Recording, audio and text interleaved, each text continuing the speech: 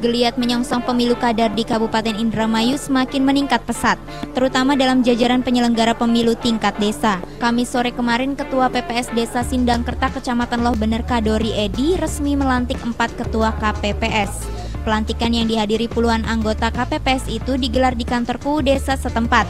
Ikut hadir Kaur Umum Desa Sindangkerta, Ketua PPKI Ing Mulpihin, dan Ketua Panwaslu Kada Kecamatan Loh Bener Koswara. Di sela-sela kegiatan sakral itu, Ketua PPKI Ing menjelaskan seputar data pemilih dan lainnya. Sedangkan Ketua Panwaslu Kada Koswara menjelaskan seputar tata cara pelaporan pidana pemilu. Acara ditutup dengan pelantikan dan pengambilan sumpah para ketua KPPS. Tim Jurnal Pemilu Kada melaporkan dari Indramayu.